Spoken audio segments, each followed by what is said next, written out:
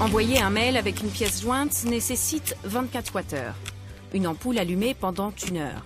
Mais voilà, chaque heure, 10 milliards d'emails sont envoyés.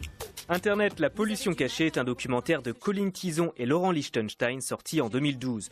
Il expliquait que si Internet était un pays, il serait le 5e consommateur mondial d'électricité et que les data centers, ces centres remplis de serveurs qui fonctionnent jour et nuit pour stocker les données de chacun, étaient voraces en énergie.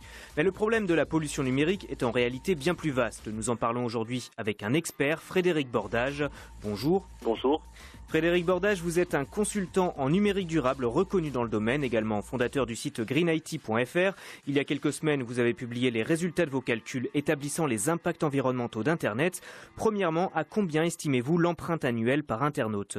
Ce sont des chiffres qui sont calculés sur une moyenne mondiale, c'est en gros 3 milliards d'internautes, et par internaute, l'empreinte annuelle, pour résumer en 3 chiffres clés, c'est 346 kWh d'énergie, c'est 203 kg de gaz à effet de serre et environ 3000 litres d'eau. Alors comme ça, ces chiffres dans l'absolu ne vous disent rien. 346 kWh, arrondissons à 350, c'est la consommation électrique de 10 ordinateurs portables pendant un an, ou de 10 Haïtiens. 200 kg de gaz à effet de serre, c'est à peu près les émissions annuelles d'une personne qui vit en Afghanistan. Enfin, 3000 litres d'eau, il faut savoir qu'il faut à peu près 3 litres d'eau pour qu'un être humain vive pendant une journée. Et donc ça veut dire que ça représente, disons, 3 ans de survie pour un être humain. Alors on a souvent tendance à pointer du doigt l'importance des data centers dans l'empreinte environnementale d'Internet, mais ce que vous dites, c'est que ce ne sont pas les premiers coupables. Oui, tout à fait. On parle beaucoup des centres de données parce que certains grands acteurs ont été notamment montrés du doigt par Greenpeace. Mais en fait, ils ne représentent qu'un tiers de la consommation électrique sur la phase d'utilisation. Et il ne faut pas oublier que pour se connecter à ces centres de données, on passe par un réseau qui consomme lui aussi de l'énergie. Il faut aussi fabriquer tous les équipements de ce réseau.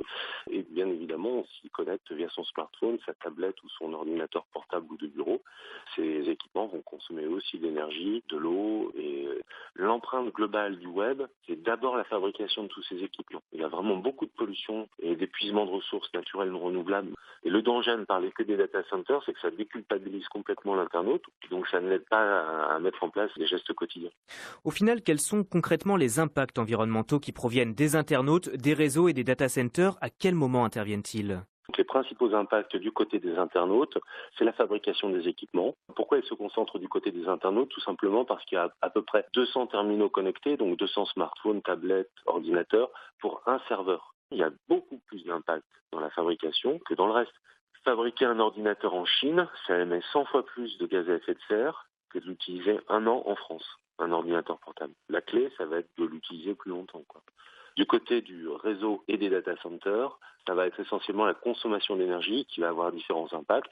Donc ce sont les gaz à effet de serre que tout le monde connaît, mais aussi un sujet plus méconnu et qui pourtant est important, de la consommation d'eau notamment. Quand on fabrique de l'électricité, on utilise de l'eau. Et selon vous, de quelle façon cette empreinte environnementale peut-elle évoluer ? Il y a 3 grandes tendances. C'est le cloud computing, c'est-à-dire le fait d'aller héberger ses données sur des serveurs ailleurs que sur son disque dur, qui va multiplier les allers-retours avec le réseau et donc ça va pousser la part du réseau en termes d'empreinte environnementale. Il y a une deuxième tendance forte, c'est de se connecter à l'Internet en situation de mobilité. Ce sont tous les forfaits 3G, 4G dont on entend parler qui vont renforcer encore le poids du réseau. Et puis on a ce qu'on appelle l'Internet of Things ou l'Internet des objets, où finalement on a de plus en plus d'objets connectés, des voitures, des réfrigérateurs, etc., qui vont échanger des données sur la toile. Donc finalement, s'il y a un domaine qui va fortement augmenter dans les années à venir en termes d'empreinte, c'est le réseau. Parlons maintenant des solutions. Côté data center, les géants du web comme Google et Amazon ont fait des progrès concernant le refroidissement des serveurs, notamment gourmands en eau. Mais pour consommer moins de ressources, on peut aussi optimiser les sites web et services en ligne. Il y a une étude qui vient de sortir il y a quelques mois et qui montre que en 20 ans, le poids des sites web d'une page a été multiplié par 115. Il y a une tendance qu'on appelle l'éco-conception logicielle où ça s'applique aux sites web. Ce qu'on va chercher, c'est à les faire fonctionner avec le moins de serveurs possible, avec la plus petite bande passante possible et sur les plus petites configurations possibles, donc sur de vieux ordinateurs, sur des smartphones d'entrée de gamme, etc. On va éviter de l'obsolescence programmée finalement parce que vos smartphones, vos ordinateurs, vous les changez parce qu'ils rament. Et nous autres internautes, que peut-on faire comme geste simple et efficace ? En tant qu'internaute, on va pouvoir avoir 3 gestes clés. Le premier, c'est d'éteindre sa box ADSL quand on ne s'en sert pas, quand on part travailler, la nuit, puisque finalement, elle consomme autant qu'un ordinateur portable. Ça ne viendrait pas à l'idée de laisser l'ordinateur portable allumé toute la journée. Pourtant, on fait la même chose avec notre box. Le deuxième geste clé, ça va être, si on regarde la télévision chez soi, de ne pas la regarder via sa box ADSL, mais via la TNT. Tout simplement parce que regarder 1h30 d'émission en HD via sa box ADSL, ça émet autant de gaz à effet de serre que de fabriquer un vrai DVD et de le regarder sur son lecteur DVD à la maison. Et puis le troisième geste clé, ça va être de limiter son usage du cloud. Alors ça fait pas très moderne, mais quand on va héberger toutes ces données personnelles à distance, ça veut dire qu'à chaque fois qu'on va vouloir y accéder, on va être obligé d'aller les retélécharger à nouveau. Et donc on multiplie les allers-retours inutiles, à moins d'en avoir vraiment besoin. C'est vraiment un geste qui n'est pas écologique. Merci Frédéric Bordage d'avoir répondu à mes questions.